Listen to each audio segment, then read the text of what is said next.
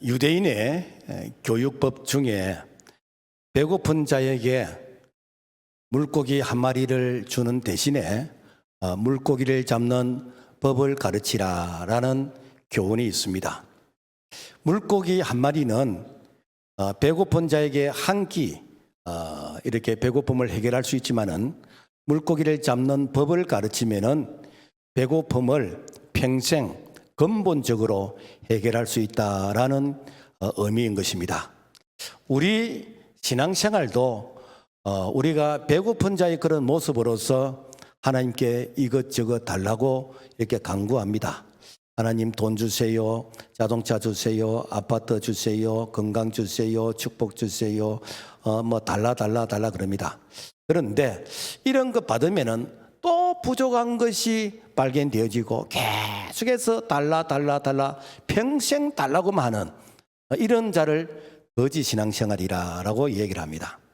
그렇다면은 근본적인 문제 해결은 없을까? 태초에 하나님의 말씀으로 천지를 창조하시고 말씀으로 없는 것을 있게 하시고 말씀으로 불가능을 가능하게 하시고 말씀으로 죽은 자를 살리셨습니다. 우리가 하나님께 도움을 구할 때 하나님은 우리에게 뭘 주시는가? 말씀을 주시고 말씀으로 찾아오시고 오늘 우리에게 말씀하신다라는 것입니다. 그래서 시편 107편 19절과 20절의 말씀 보면은 이에 그들의 고통 때문에 여호와께 부르짖으매 그가 그들의 고통에서 그들을 구원하시되 그가 그의 말씀을 보내어 그들을 고치시고 위험한 지경에서 건지시는도다. 그래서 모든 문제의 그 해답은 말씀이고 말씀이 키이다라는 것입니다. 오늘 우리가 읽은 성경은 나면서부터 안전뱅이가 된 이 안전뱅이 환자가 성전 미문에서 구걸하면서 살아갑니다. 그런데 베드로와 요한이 그 구걸하는 안전뱅이에게 이렇게 돈을 주지 않고 금과 은의 그런 돈을 주지 않고 예수 이름으로 일어나 걸으라라고 말씀을 선포합니다. 이 말씀을 믿음으로 받은 안전뱅이는 일어나게 되므로 내가 스스로 일을 하고 스스로 노력함으로 말미암아 자기에게 당한 이런 근본적인 문제를 스스로 해결할 수 있었다라는 것입니다. 오늘 우리의 크고 작은 문제도 우리가 말씀으로 근본적인 문제가 해결되어지는 그런 은혜를 우리 모두가 경험할 수 있기를 주님의 이름으로 축복합니다. 자, 그렇다면 안전뱅이는 누구일까? 오늘 베드로와 요한이 이렇게 제9시라고 하는데 이 9시는 한국 시간을 말하면 한 오후 3시쯤. 그래서 오후 3시경에 이게 하나님께 기도하기 위해서 성전으로 갔습니다. 당시 유대인들은 경건한 유대인들은 하루에 3번씩 기도했습니다. 그래서 우리 시간으로 9시 그리고 12시 오후 3시 이렇게 성전에 가서 기도를 했는데 그런데 이 성전을 들어가려고 하면은 그 성전의 문을 통과해야 되는데 그 문이 미문이다. 이 미문이라는 것은 작은 문이 아니고 아름다운 문이다. 그런 뜻입니다. 그래서 그 아름다운 성전 미문에 이 안전뱅이가 구걸을 하고 있습니다. 사도행전 3장 2절과 3절 말씀 보면은 나면서 안전뱅이 된 자를 사람들이 메고 오니 날마다 미문이난 성전에 두는 자라. 그가 베드로와 요한이 성전에 들어가려 함을 보고 구걸하거늘. 그래서 이 미문이 얼마나 아름답냐면은 문의 높이가 한 23m.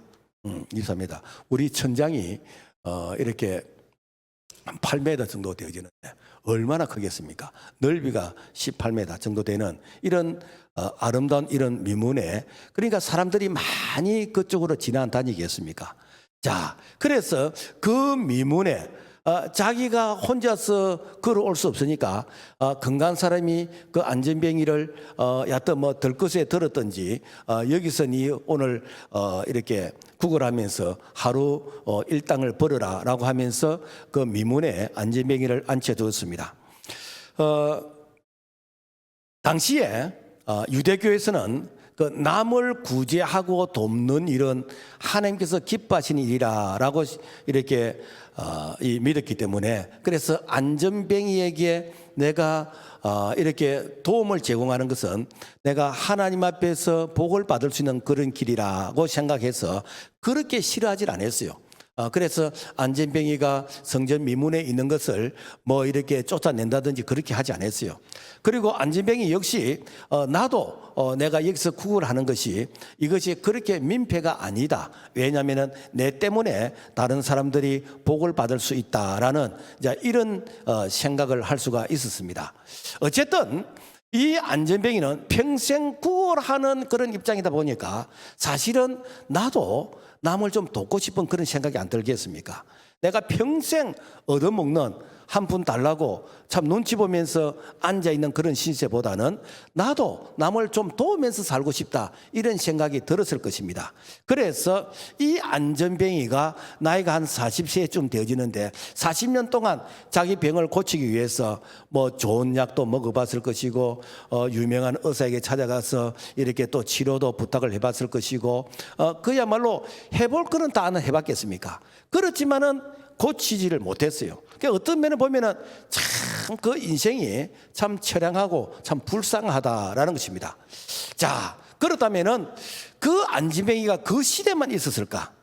오늘날 우리에게 육체적인 안전뱅이는 뭐 병원에서 이렇게 치료하고 나름대로 이렇게 시설해서 보호를 하면 되겠습니다만은 우리에게는 영적인 안전뱅이가 있습니다. 영적인 안전뱅이는 태어나서부터 한 번도 내 발로 교회를 나오지 못하는 사람. 그리고 교회를 왔다 할지라도 그야말로 내 스스로 기도가 안 되고 그리고 내 스스로 섬김과 봉사가 안 되고 전도가 안 되고 그러니까 평생 그야말로 내가 스스로 할 수 있는 이런 일이 없는 남의 도움을 받으면서 살아야 되지는 바로 그런 입장에 있다면은 이 사람은 바로 영적인 안전뱅이이다라는 것입니다. 자, 그래서 이런 사람은 무엇을 내가 받기 위해서 사실은 교회에 오는 그런 입장이 될 수 있습니다. 내가 교회를 오는 것은 내가 축복을 받기 위해서, 내가 물질이 부유해지기 위해서, 내가 건강에 도움을 받기 위해서, 내가 인생의 행복을 위해서, 그래서 무엇을 받기를 원하는 바로 그러한 마음이라고 이렇게 생각될 때 여러분 얼마나 그 인생이 참 이렇게 공고하고 그리고 참 끝없는 갈증 가운데서 참 이렇게 인생의 이런 메마름을 이렇게 경험하지 않겠습니까? 자, 이런 사람에게 베드로와 이 요한이 뭐라고 말씀했냐면은 사도행전 3장과 4절 5절을 보면은 베드로가 요한으로 더불어 주목하여 갈 때 우리를 보라. 그가 지에게 무엇을 얻을까요? 바라보거늘. 사실은 한 푼 달라고 하면 뭘 던져줘야 되는데 그런데 주질 않고 내 좀 봐라. 내 좀 봐라.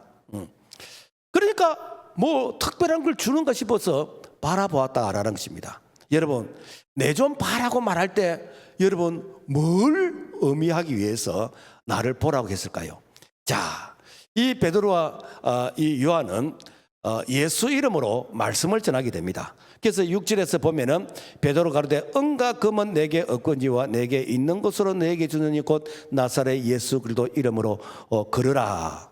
자, 이 베드로는 그 안진뱅이에게 뭐 한 푼 달라고 하는 그에게 근본적인 문제를 해결할 수 있도록 도와줍니다. 그러면서 은과 금을 안 줘요. 그러면 실제 은과 금이 없었을까?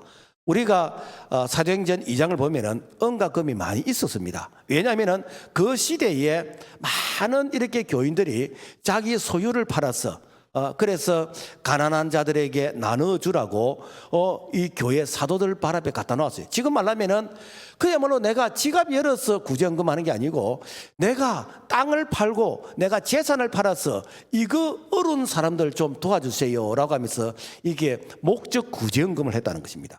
그러니까 은과 금이 많이 있었어요. 많이 있었는데 그 은과 금을 도움을 요구하는 이 안전뱅이에게 주지를 않았어요. 주질 않고 어떻게 하는가? 그 안전뱅이에게 예수 그리스도 이름으로 일어나 걸으라 라고 선포를 합니다. 자, 그래서 예수 그리스도 이름으로 일어나 걸으라고 했더니 이 안전뱅이가 사실은 일어나게 되어지는 그러니까 근본적인 문제가 해결될 수 있도록 바로 도움을 제공한 바로 이것이 이렇게 베드로와 요한이 은과 금을 주지 않고 예수 이름으로 즉 복음을 말씀을 주었다라는 것입니다. 과거에 베드로 같다면은 아마 성전 미문에 앉아서 한 푼 달라고 하는 이런 자에게 틀림없이 뭐 어떤 동전을 주든지 아니면은 뭐 지폐를 주었든지 돈을 주었을 겁니다. 왜냐하면은 과거에 그렇게 해왔기 때문에. 그런데 이제는 돈 대신 예수 이름으로 일어나 걸으라고 한 그 이유는 과거의 내하고 지금의 내가 다르다는 거예요. 그러면 과거의 나는 어떤 자인가? 과거의 나는 성령 충만 받기 전에 그야말로 인간적인 그런 열심으로서 내가 하나님을 섬기려고 하는 그때는 나의 어떤 연민의 정으로서 내가 도와주려고 했던 그런 마음이었다면 내가 오순절 성령 충만을 받고 난 이후로부터는 이제부터는 내 안에 계시는 성령 그분께서 나를 통해서 능력을 나타내시는데 이제는 나를 통해서 그분이 일하심으로 말미암아 근본적인 문제가 해결될 수 있는 그 일에 내가 이렇게 순종하고 쓰임 받게 되어졌다라는 것입니다. 그래서 이 베드로가 은과 금 대신에 예수 이름으로 일어나 걸으라고 했을 때에 이 사도행전 3장 8절 보면은 뛰어서서 걸으며 그들과 함께 성전으로 들어가서 걷기도 하고 뛰기도 하며 하나님을 찬미하니 지금까지 한 번도 내가 일어서 보지 못한 자 한 번도 내가 걸어보지 못한 자가 일어서서 너무나 감동이 되어져서 그래서 뛰기도 하고 찬양을 하고 이게 사실인가 자기 한번 이 다리를 꼬집어 보면서 여러분 얼마나 기뻐했겠습니까? 자, 그래서 바로 예수 그리스도 그분의 이름이 이 안전뱅이에게 근본적인 인생의 문제를 해결하게 했다라는 것입니다. 사실 제가 자주 말씀드립니다만 우리 교회에서도 교통사고 내분난 식물인간 같은 그야말로 자기 스스로 이게 일어서고 앉고 걸을 수 없는 그 자가 약 한 5년 7, 8년 전에 우리 교회에 있었어요. 이분이 이렇게 기도하는 가운데서 그냥 벌떡 일어나더라고. 뭐 이게 일어나는 과정이 뭐 있은 것도 아니고 용수철처럼 팍 일어나더라고. 그분이 일어나서 일어나자마자 춤을 추더라고요. 그분이 20년 동안 무당 생활했던 분이에요. 그러니까 사람들이 놀랐어요. 와, 올 때까지만 해도 사람들이 그 사람을 이렇게 껴안고 그 다음에 앉힐 때도 자부동을 한 10개 정도 쌓아가지고 그렇게 앉히고 그러겠는데 그 자가 일어나 버리니까 자기는 말할 것도 없고 주변에 보는 사람들도 참 이렇게 놀라게 되어졌다라는 것입니다. 이것이 바로 그때나 지금이나 우리 하나님의 말씀은 이렇게 변함이 없는 바로 능력의 말씀인 줄로 믿습니다. 자, 그래서 우리가 말씀의 능력으로 섬기라는 거예요. 여러분 40년 된 안전뱅이가 일어나게 된 것은 베드로와 이 요한이 나사렛 예수 이름으로 일어나 걸으라고 했을 때에 그 걸으라고 했을 때에 그 말을 들을 때에 내게 믿음이 생겼다라는 것입니다. 믿음이 무엇인가? 로마서 10장 17절의 말씀 보면은 믿음은 들음에서 나고 들음은 그리스도의 말씀으로 말미암았느니라. 뭔가 하면은 하나님의 말씀을 내가 들으면은 그 말씀에 정말 그러할까? 그러면서 내 마음속에 그 말씀을 받아들이는 그 말씀이 내 마음속에 착상이 되어질 때 그 말씀이 이렇게 자라게 됩니다. 자라게 되면서 그러면은 내가 한번 순종해 봐야 되겠네 이런 확신이 되는 거예요. 이게 무엇인가? 믿음이 싹 튼다라는 것입니다. 그래서 말씀을 많이 들어야 믿음이 싹 틉니다. 가만히 있는데 믿음이 싹 트질 않아요. 그래서 우리가 교회에서 신앙생활 할 때에 기도만 많이 하는 사람은 말씀이 없어요. 이런 사람들은 조금 영적이고 신비적인 이런 것들은 경험하는데 이 말씀이 없기 때문에 잘 흔들리고 그리고 넘어지고 그리고 이단에 잘 넘어갈 수가 있습니다. 그렇지만은 내가 말씀을 많이 듣고 공부하고 말씀을 많이 내가 이렇게 알게 되어지면은 이 기초가 이게 튼튼하기 때문에 좀처럼 흔들리거나 넘어지질 않아요. 그렇다면은 말씀만 중요한가? 아닙니다. 말씀과 기도가 균형을 이룰 때에 바로 이렇게 믿음의 역사가 일어난다라는 것입니다. 자, 그래서 우리가 교회에서 하는 이런 그 양육 프로그램 여러분요 할 수만 있으면은 여러분 많이 공부하고 많이 배우고 그리고 내가 한번 이수했다 해가지고 다 아는 거 아니에요. 그래서 여러분 할 수만 있으면 많이 하고, 그래서 금년도에는 우리 교회에서 성경 프로그램도 있습니다. 이것은 성경 전체를 그야말로 숲으로서 보는 이런 훈련, 또 성경을 또 읽는 그런 습관을 가지게 되어지는 이런 부분들, 또 우리 교회가 자랑하는 성경적 상담학교, 이것은 우리 교회만이 자랑할 수 있는 그런 어떤 특별한 노하우가 있습니다. 그래서 이 공부를 통해서 개인이 치유되어지고 가정이 치유되어지는 그런 은혜가 임하기를 주님의 이름으로 축복합니다. 자, 그래서 말씀이 능력이라는 거예요. 태초에 하나님이 천지를 말씀으로 창조하셨어요. 그 말씀으로 있으라 여섯 번 말씀하실 때 천지가 창조되었어요. 그분이 지금도 있으라고 하면 있게 되어집니다. 그분이 지금도 우리를 향해서 너희들에게 건강이 있으라, 너희에게 축복이 있으라, 너희에게 평강이 있으라, 너희에게 있으라고 그분이 말씀하시면 지금도 죽은 자를 살리시는 그 능력이 우리 가운데 있게 되는 줄로 믿습니다. 그래서 이 천지를 창조하셨던 그분이 말씀이 육신되어 이 땅에 오신데 그분이 누구신가? 예수 그리스도이시요. 그래서 하나님은 자기를 소개할 때 나는 말씀이라 그러고, 그 말씀이 이 땅에 오신 분이 바로 예수 그리스도이시요. 자, 그래서 예수님의 제자들이 예수님 자꾸 하나님 아버지 그러는데 하나님 아버지가 어디 계시는지 좀 우리에게 좀 보여주세요라고 했더니 예수님께서 하시는 말씀이 요한복음 14장 9절, 나를 본 자는 아버지를 보았거늘 어찌하여 아버지를 보이라느냐. 무슨 말인가 하면은 구약에서 말씀하시던 그분이 육신의 몸을 입고 이 땅에 오신데 그분이 예수 그리스도라는 거예요. 그래서 예수님을 본다는 것은 하나님을 보는 것이요. 그러니까 하나님은 영이시기 때문에 우리가 볼 수 없잖아요. 그렇지만은 말씀하시던 그분이 육신을 이 몸을 입고 이 땅에 오신 예수로 그분을 만나는 것이 하나님을 만나게 되는 것이다 라는 겁니다. 그러면은 목사님, 그 예수님이 십자가에 달려 죽으시고 부활하시고 성전하시는데 그럼 어제 우리는 예수님을 어떻게 봅니까? 그러면 어제 우리가 하나님을 어떻게 만납니까? 그래서 예수님께서 십자가에 달려 죽으시고 부활하시고 성전하시면서 그리스도의 몸된 교회를 이 땅에 세워놨어요. 그래서 마태복음 16장 18절 말씀 보면은 내가 이 반석 위에 내 교회를 세우리니, 그래서 교회는 그리스도의 몸이에요. 교회의 머리는 그리스도이시고, 그래서 이 교회는 벽돌이 아니에요.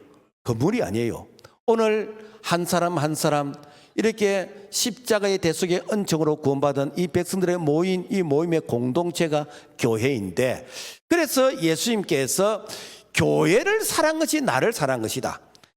그리고 교회 한 사람 한 사람을 사랑한 것이 바로 내가 이렇게 그들을 사랑하는 나를 사랑한 것인데, 그 중에서 지극히 작은 자 하나에게 한 것이 곧 나에게 한 것이라는 것입니다. 그러므로 여러분 교회를 떼져가면 안 돼요.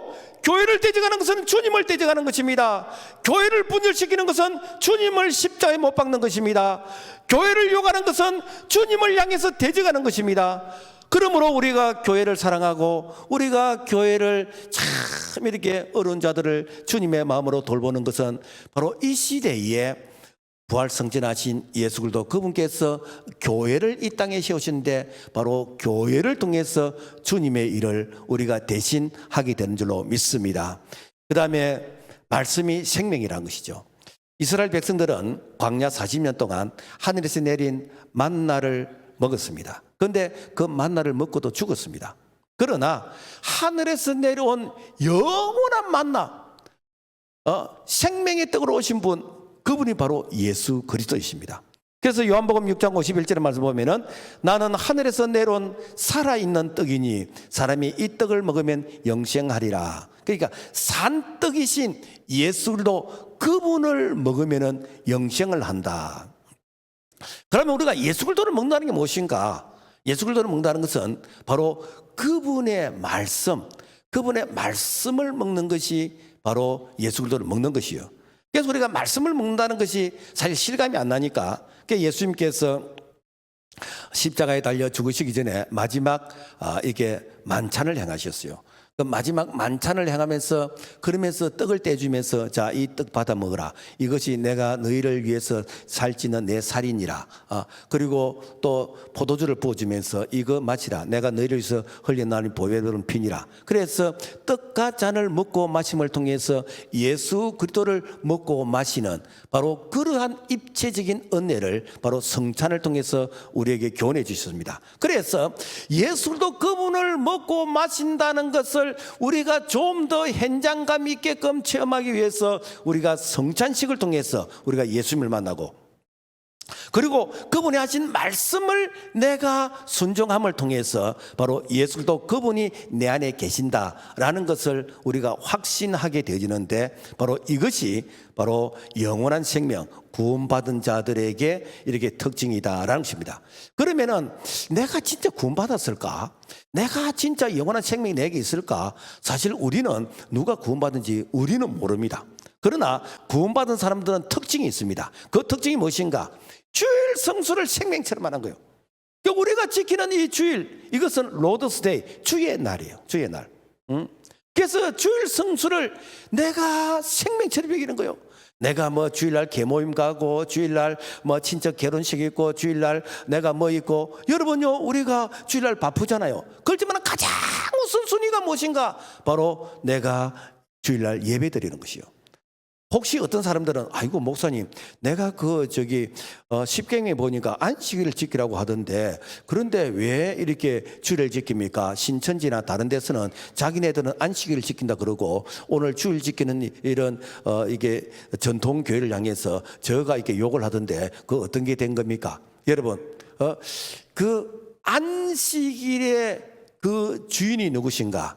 예수 그리스도시요. 그래서 예수님께서 안식 후 첫날 이렇게 죄와 사망과 죽음의 권세를 이기시고 부활하시는데, 그날이 무엇인가? 바로 주일날 새벽이었다라는 것입니다. 그래서 이 구약의 안식일은 장차 이 땅의 안식의 주인으로 오실 예수 그리스도의 모형 그림자였고, 진짜 이렇게 주인공이 있는가? 예수예요. 그래서 예수님께서 십자가에 달리시기 전에 너희들이 이 성전을 헐라, 내가 사흘 만에 다시 짓겠다 하니까, 우와, 이 성전이 46년 동안 지었던 성전인데 지가 어떻게 3일 동안에 다시 짓겠다고 그런가? 이 뻥을 치고 이 사기꾼, 이 거짓말쟁이, 그러면서 오히려 더 예수를 죽이려고 그들이 해란이 되었어요. 근데 그 말이 무슨 말인지 이해를 못했어요. 그러나 예수님께서 십자가에 달려 죽으시고, 그리고 사흘 만에 부활하신 이후에 나중에 성령이 임하시면서, 아하, 그 말씀이 그런 뜻이었구나. 예수 그리스도 그분이 이렇게 진짜 성전이고 구약의 그 성전은 모형 그림자였구나 라는 것을 나중에 알게 되었습니다. 자, 그래서 오늘 안식의 주인 되신 예수 그리스도 그분께서 우리에게 생명을 주신 날이 바로 주일인데, 그래서 초대교회는 바로 예수님이 부활하신 그 날에 예배를 드렸어요. 그래서 사도행전 20장 7절의 말씀 보면은 그 주간의 첫날에 우리가 떡을 때려 하여 모였더니, 골로새 16장 2절에 보면은 매주 첫날에 너희 각 사람이 수입에 따라 모아두어서, 우리는 월화수목금토일 이렇게 생각하는데 그게 아니고 일월화수목금토 카렌다에 그렇게 되어 있습니다. 이거는 무슨 얘기인가 하면은 예수 그리스도의 그 부활의 생명, 그 능력으로서 한 주간을 시작하라는 거예요. 그러니까 우리가 주일날 예배드리고 이렇게 부활의 생명, 부활의 능력을 통해서 우리가 한 주간을 살아갈 때에 그 에너지, 힘이 넘친다는 거예요. 그래서 여러분요, 한 주일을 빠지면은 그냥 한 주일이 빠진 게 아니라 사실은요 2주가 빠지는 것입니다. 앞뒤로. 그러니까 여러분요, 얼마나 그야말로 우리가 영적으로 공고해지겠습니까? 두 번째로는 주의 종을 통해서 말씀하신다라는 것입니다. 내가 구원받았다는 것을 뭘 통해서 내가 알 수 있을까? 하나님은 영이시요, 영이신 하나님이 직접 우리를 안 만나주시는 거예요. 하나님이 시대마다 주의 종을 세워서 종을 통해서 말씀을 전하게 하십니다. 그래서 이 시대마다 선지자들이 하나님의 말씀이 이러한 말씀을 주셨습니다 라고 전하게 되면 백성들이 그 말씀에 이제 순종하게 되어지는데, 그런데 가끔 우리가 성경에 보니까 이렇게 선지자들에게 하나님이 말씀을 하시고 그래서 지금도 하나님께서 내게 직통 계시로 말씀하시는 게 아닌가 이렇게 생각하는데 여러분요 그렇게 생각하면은 이것은 이단입니다. 왜 그런가? 직통 계시는 이제는 이렇게 완료가 되었어요. 히브리서 1장 1절과 2절의 말씀 보면은 옛적에 선지자들을 통하여 우리 조상들에게 말씀하신 하나님이 이 모든 날 마지막 날에는 아들을 통하여 우리에게 말씀하셨으니 무엇인가? 선지자를 통해서 말씀하시던 하나님이 이제는 예수 그리스도를 통해서 말씀하시는데 예수 그리스도를 통해서 말씀하신 그 말씀이 이제는 신약 성경. 그래서 구약의 선지자를 통해서 말씀하셨던 그 말씀이 구약 성경이고 이렇게 예수 그리스도를 통해서 말씀하신 그 말씀이 신약 성경인데 그래서 이제는 예수 안에서 하나님의 말씀이 이렇게 완결 이렇게 성취되어졌다. 그래서 지금은 예수 안에서 그분의 말씀을 통해서 이제는 역사하시는 것이요. 그러므로 말씀 속에 하나님의 뜻이 있는 것이고 그 말씀 속에 하나님이 우리를 그래서 그야말로 한 걸음 한 걸음 인도해 가시는 그런 은혜가 임한다라는 것입니다. 그래서 요한계시록 22장 18절과 19절의 말씀 보면은 만일 누구든지 이것들 외에 더하면 재앙을 그들에게 더하실 것이요 만일 누구든지 이 두루마리의 예언의 말씀에서 제하여 버리면은 생명나무와 및 거룩한 성의 참여함을 제하여 버리시라. 무엇인가? 하나님의 말씀은 이제 완성이 되었어요. 여기에 더하거나 빼면은 내가 생명나무 책에 너 이름을 빼버리겠다는 거예요. 근데 이단들은 내가 무슨 계시를 받았다면서 자꾸만 거기다 더하고 거기다가 이렇게 또 말씀을 지 마음에 안 드는 것은 빼버리고 여러분요 이것은 그야말로 하나님의 이 말씀을 부정하는 것입니다. 자, 그러므로 주의 종을 통해서 매주 선포되는 이 하나님의 말씀을 신뢰하게 되지면은 하나님이 주의 종을 통해서 이렇게 전하는 말씀이거든요. 우리가 이게 담화문을 대통령이 직접 이렇게 발표할 때가 있지만은 대통령이 바쁘지 못하는 국무총리나 다른 이제 정치인이 대독을 할 때가 있습니다. 마찬가지로 하나님이 영이시기 때문에 영이신 하나님이 직접 말씀하지 않아요. 그래서 어떻게 하는가? 시대마다 주의 종을 세워서 말씀을 대독하게 하시는 거예요. 그래서 역대하 20장 20절 말씀 보면은 너희는 너희 하나님 여호와를 신뢰하라. 그리하면 경고 있으리라. 그의 선지자를 신뢰하라. 그리하면 행동하리라. 그래서 이 선지자를 신뢰하는 것은 하나님의 말씀을 선지자가 대신 전하기 때문에 그 선지자가 전하는 이 말씀을 네가 이렇게 수용하게 되어지면은 네가 형통하게 될 것이라. 그래서 우리가 이 말씀을 들을 때에 우리 영의 귀가 열리고 우리가 이렇게 참 내가 믿음으로 받아들이게 되어지면은 그러면 되는가? 말씀이 내 안에서 이렇게 역사하게 되지는 그런 은혜를 경험하게 될 줄로 믿습니다. 그 다음에 세 번째로는 내가 진짜 구원받았나? 하나님의 주권을 인정하는 거예요. 하나님의 주권을. 그래서 로마서 11장 36절의 말씀 보면은 이는 만물이 주에게서 나오고 주로 말미암고 주에게로 돌아갑니다. 그에게 영광이 세세 있을지어다. 자, 그래서 모든 만물이 주님의 것이란. 우리는 주님의 것을 우리 생명 있을 동안까지 빌려 쓰는 것입니다. 우리가 이용하는 것입니다. 관리하는 것입니다. 사용하는 것입니다. 사실은 어떻게 보면은 하나님의 것을 우리가 이렇게 이용하는 거예요. 아무리 내 이름으로 등기가 돼 있고 내 이름으로 뭐 은행에 돈이 있다 할지라도 여러분 내 생명이 있을 동안까지만 그것이 내가 관리하는 것이지 내 생명 끝나면요 그 누가 관리할지 아무도 모릅니다. 그래서 우리는 결국 무엇인가? 하나님의 것을 우리가 사용하고 관리하는 자인데 하나님께서 우리에게 모든 것을 맡기셨다. 하나님의 주권을 인정해 드리는 이것이 무엇인가? 이것이 우리가 하나님께 헌금하는 것이 헌금하는 거예요.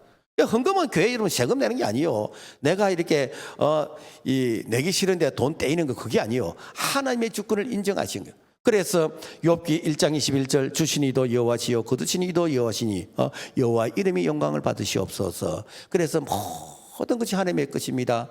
하나님의 것이라고 인정해 드린 거 이게 11조 아닙니까? 그러면 하나님께서 네가 나를 인정하네. 그래, 내가 너에게 돌려주마. 그래서 누르고 흔들어 넘치게 내가 너에게 안겨주겠다. 그래서 하나님의 주권을 인정하지 않는 자가 여러분 믿음이 자라겠습니까? 반대로 하나님의 주권을 인정할 때에 나도 너를 인정한다. 그때부터 믿음이 자라게 되는 것이고 믿음의 역사가 일어나게 되는 것이고 그때부터 네 믿음대로 되어라 라는 것입니다. 그래서 마태복음 6장 21절 보면은 너 보물이 있는 그곳에는 너 마음이 있도다. 그래서 우리의 마음이 세상 허탄한 곳에 뭐 술집이나 나이트클럽이나 뭐 세상에 거기에 이렇게 투자해서 있는 것이 아니라 내가 하나님의 나라에 내가 주의 전에 내 마음이 있다는 것을 내가 이 보물을 그게 심음으로 말미암아 늘 내 마음이 주의 전을 향할 수 있도록 하나님께서는 우리에게 하나님의 주권을 인정하는 그러한 방법으로서 우리 자신을 이렇게 검증하고 계신다라는 것입니다. 자, 그 다음에 우리가 말씀을 부정한 자 어떻게 되는가? 아담이 에덴 동산에서 뭐 특별한 죄를 지은 거 아닙니다. 아담이 에덴 동산에 뭐 살인죄를 지었다든지 뭐 강도질을 했다든지 그러질 않았어요. 그럼 무슨 죄를 지었는가? 창세기 2장 16절과 17절 말씀 보면은 자, 그래서 여호와 하나님이 그 사람에게 명하여 이르시되 동산 각종 나무 열매는 네가 임의로 먹되 선악을 알게 한 나무 열매는 먹지 말라. 먹나래 네가 반드시 죽으리라. 무엇인가? 하나님이 먹지 말라고 하는 선악과를 내가 이것을 하나님 말씀을 이렇게 무시하고 불순종하고 내가 먹었다는, 결국 무엇인가? 말씀의 불순종이 바로 이것이 하나님과의 관계의 단절인 것이고 이것이 바로 인류의 첫 사람이니까 원죄의 시작인 것이고 이것이 죽음이라. 오늘날도 마찬가지입니다. 하나님의 말씀을 부정하는 이것이 무엇인가? 이것이 바로 하나님과의 생명의 단절인 것이요. 사울 왕이 이스라엘의 초대 왕인데 하나님께 버림을 받았습니다. 왜 버림받았는가? 뭐 사울 왕이 뭐 대단한 죄를 지은 게 아니에요. 사무엘상 15장 23절 말씀 보면은 왕이 여호와의 말씀을 버렸으므로 여호와께서도 왕을 버려 왕이 되지 못하게 하셨나이다. 무엇인가? 이 사울 왕이 하나님께서 네가 이렇게 참 아말렉 전쟁에서 다 이렇게 가축들을 다 죽이라 그랬는데 다 가만보니까 와 이렇게 살찌고 이렇게 상품의 가치가 있는 이런 걸 죽이면은 이게 얼마나 아깝냐. 그래서 가치 없는 것은 죽이고 가치 있는 것은 남겨두는. 그러니까 네가 왜 그렇게 하느냐? 내가 하나님께 제사 드리기 위해서, 지금 말하면 하나님 앞에 내가 이렇게 헌금하기 위해서 그래서 내가 그랬습니다 라고 속이는 것이요. 물론 또 뭐 이렇게 이 사물에 드려야 될 그런 제사를 자기가 월권을 하고 이렇게 했습니다만은 그 결국에 무엇인가? 하나님의 말씀을 거역한 이것을 하나님은 어느 수준의 죄로 인정하냐면은 자, 하나님의 말씀을 거역한 것이 점치는 죄와 같고 우상에게 절한 죄와 같다. 아니 내가 말씀에 불순종한 장 이것이 점쟁이에게 가서 점 보는 거하고 똑같은 수준의 죄라는 거예요.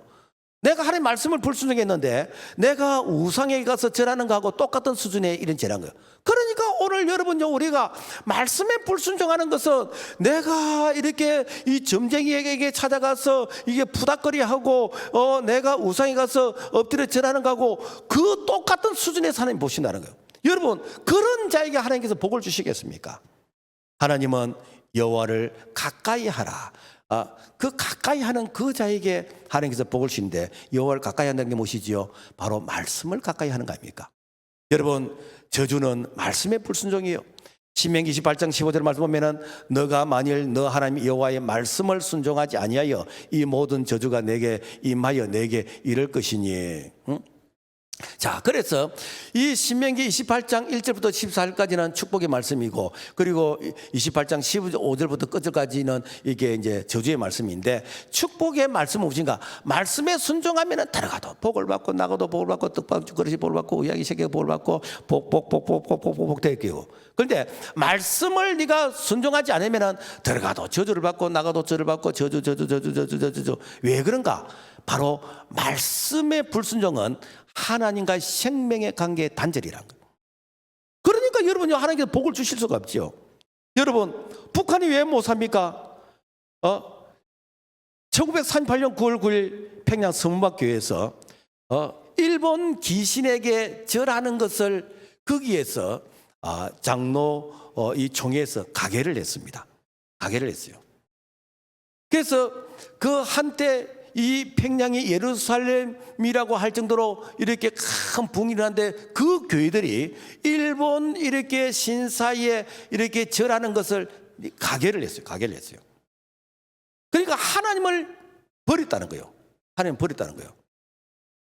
그때에 유일하게 그것은 잘못됐습니다. 아니요라고 한 그 이렇게 교회가 경남노예, 지금은 뭐 경남이 부산하고 나눴으면 그때는 이 부산도 경남이었거든요. 도청도 이 부산에 있었고, 그 경남노예가 유일하게 아니요라고요. 그 아니요라고 했을 때에 일본 순사에서 질질 끌려가지고 옥고를 치르면서 순교를 당하고 그렇게 했습니다만은 그 한국 교회가 오늘날 오염되지 않고 그 다음에 참 이렇게 신앙의 자존심을 지킬 수 있었던 그 마지막 보루가 무엇인가? 바로 경남의 이 교회가 그렇게 했다라는 것입니다. 그래서 경남 이 지역의 이 교회는 정말 자존심이 있습니다. 그러면 목사님, 그 경남 교회가 무엇 때문에 그랬습니까? 이 경남의 이 교회는요, 저기 영국에서 신앙의 자유를 찾아서 이제 미국만 간 것이 아니라 호주도 갔어요. 그 호주에서 그 청교도 정신을 가진 자들이 이렇게 당시 조선으로 와서 선교를 했는데 그 호주 사람들이 이렇게 조선에 와서 선교할 때 주로 어디를 했는가? 바로 부산, 경남, 거창, 함양 요 지역을 중심으로 해서 이렇게 호주 선교사들이 이렇게 선교를 했어요. 그래서 그 경남 선교 100주년 기념관이 진해 웅천 쪽에 있는데 그게 다 호주 선교사들이 그게 다 이렇게 묻혀 있습니다. 그래서 그분들이 이 조선에 와가지고 가르친 이 신앙의 이 말씀이 무엇인가? 말씀에서 절대로 타협하지 마라. 하나님의 말씀에서 더하거나 빼거나 하면 안 된다. 순교하면서까지 이 말씀을 지킬 것을 가르친 그들의 이 선교사들의 그 가르침이 오늘날 이 경남 지역, 특별히 우리 고신교단의 이러한 마인드가 바로 이 순교적인 정신의 마인드이다라는 것입니다.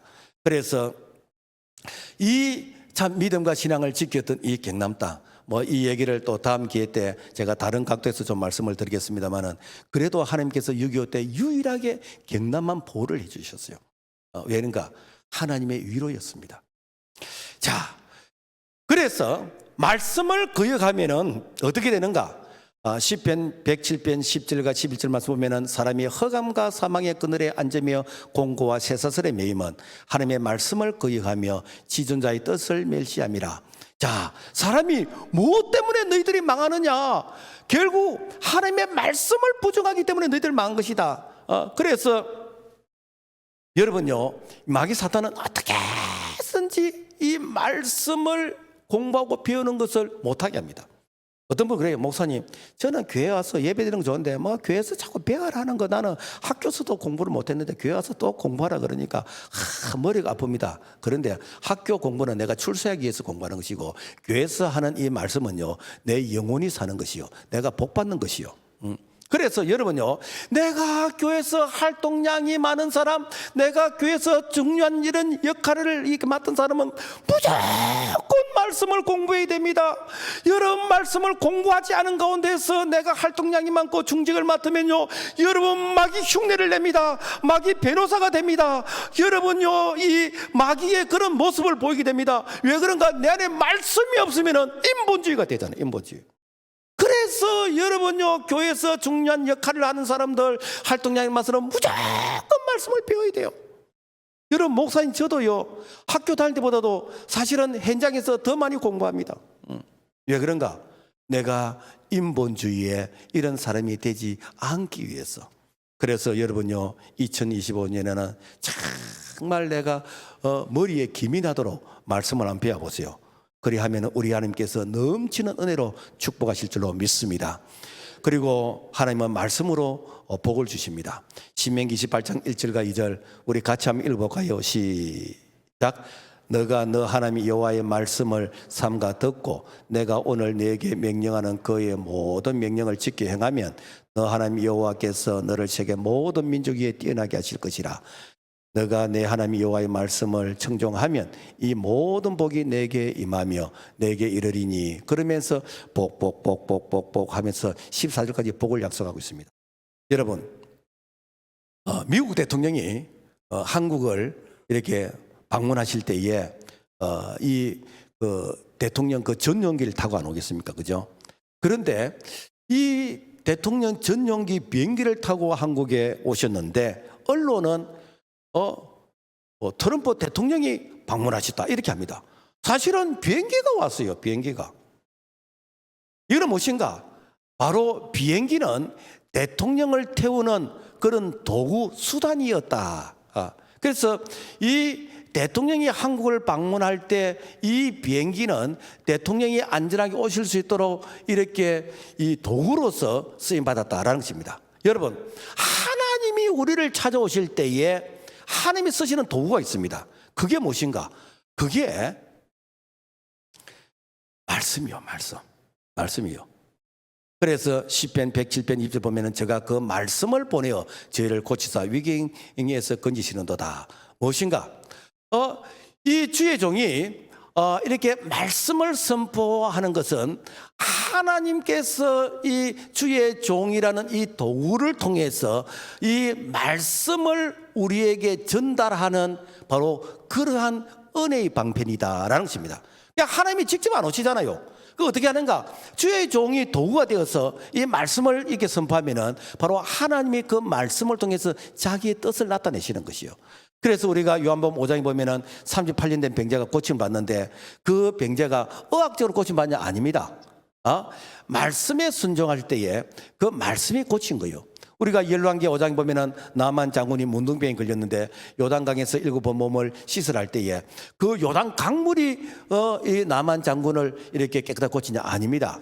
그 말씀에 그러니까 우리가 일반 세상 사람들은 말도 안 되는 소리 어떻게 낙동강물에 7번 몸 쉰다고 그 문둥병이 낫겠냐? 이렇게 생각하면 안 낫는다 이 말이에요. 하나님의 말씀이니까 하나님이 보내신 선자의 말씀이니까 내가 순종하겠다라고 했을 때 그 말씀이 바로 순종하는 자에게 낫게 되더라라는 것입니다. 여러분 전도도 결국은 말씀입니다. 아이고 내가 이렇게 말한 데가 저 사람이 예수 믿겠나? 그건 내 생각이에요. 그래서 사도행전 2장 41절 말씀 보면 그 말을 받은 사람들은 세례를 받음에 이날의 신도수가 3천에 다하더라. 그 말을 받았다라는 뭐인가? 그 말씀이 그 속에 들어가니까 말씀이 그 사람을 회심을 시키는데 3천 명이 되더라. 사도행전 4장 4절에서 보면 말씀을 들은 사람 중에 믿는 자가 많으니 남자 수가 5천이 되더라. 말씀을 들었다는 것인가? 말씀으로 내가 믿음으로 받아들이니까 회심의 역사가 돼서 5천 명이 되더라. 그래서 사도행전 6장 7절 보면 하나님의 말씀이 점점 왕성하여 예루살렘에 있는 제자 수가 더 심히 많아지고 말씀이 왕성했다면 뭔가? 말씀을 많이 전하고 많이 듣고 많이 배우고 이 말씀이 그야말로 이게 많은 사람들에게 전달되니까 그러니까 제자 수가 너무 많아서 이제는 셀 수가 없더라라는 것입니다. 그러므로 말미암아 여러분 2025년은 여러분 우리가 말씀 많이 듣고 읽고 배워서 영육간에 정말 복을 받는 그런 우리 모두가 되기를 주님의 이름으로 축복합니다. 미국 아브라함 링컨이 다녔던 교회에 그 링컨이 평소에 사용했던 성경책이 거기에 있대요.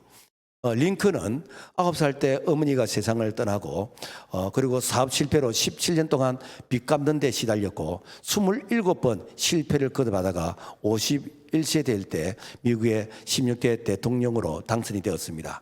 자, 그렇다면은 어떻게 내가 초등학교도 이렇게 이 제대로 나오지 못하고 9살 때 어머니를 잃고 내가 빚쟁이로서 이렇게 17년 동안 쫓기고 27년 동안 실패를 반복했는데 그럼에도 불구하고 오뚜기처럼 일어나서 내가 미국에서 가장 존경받는 이런 대통령으로서 역사의 위대한 인물이 되었는가? 그 이유가 무엇인가?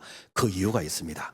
그 링컨이 사용했던 그 성경책에 시편 37편 4절에 보면은 또 여호와를 기뻐라. 그가 너 마음의 소원을 내게 이루어 주시랴. 그러니까 링컨이 힘들고 어릴 때마다 하나님을 기쁘시게 하는 어떻게 하면 하나님이 기뻐하실까? 그래서 말씀 읽고 기도하고 예배하고 그래서 하나님을 기쁘시게 하면은 내 마음의 소원을 들어준다는 이 말씀에 필이 꽂혔어. 그래서 내가 하나님을 기쁘시게 하는 여기에 내가 포커스를 맞추게 될 때 하나님도 나도 너를 이렇게 기뻐한다, 나도 너를 좋아한다, 그래 너 마음의 소원을 내가 들어주마. 51세 때 미국에서 가장 존경받는 이런 대통령이 될 수 있다라는 것입니다. 여러분, 우리 하나님이 전지전능하신데 못하는 게 딱 한 가지 있습니다. 무엇인가? 거짓말을 못해요. 성경에 기록된 이 말씀, 사람은 약속을 어기고 사람은 거짓말을 하고 사람은 변명을 하지만 하나님은 거짓말 변명을 못합니다. 우리가 이렇게 기도할 때 하나님 성경에 이렇게 시편 37편 4절에 기록하지 않습니까? 이 말씀이 이루어지기를 원합니다 라고 우리가 손을 찍으면서 우리가 기도할 때 하나님은 절대로 하나님은 변명을 안 하십니다. 네 믿음대로 되어라는 거예요. 말씀을 맺겠습니다. 믿음이 자라야 믿음의 역사가 일어나겠습니까? 믿음이 자라기 위해서는 영의 약속인 말씀을 우리가 많이 먹고 배워야 됩니다. 그러면은 육체의 질병의 안전병도 일어나는 것이고 절망에 있는 안전병도 일어나게 되는 것이고 그야말로 참 이렇게 낙심된 이런 안전병이 일어나게 되어지는, 그래서 2025년 새해에는 모든 삶의 영에서 일어나게 되어지는 이런 놀라운 역사가 일어나기를 주님의 이름으로 축복합니다. 하나님 아버지 감사합니다. 우리는 할 수 있는 것보다 못하는 것이 훨씬 많습니다. 그러나 이 말씀이 우리 속에 들어갈 때에 안전병이 일어나는 것처럼 일어나는 역사가 있게 하여 주옵소서. 예수님 이름으로 기도합니다. 아멘.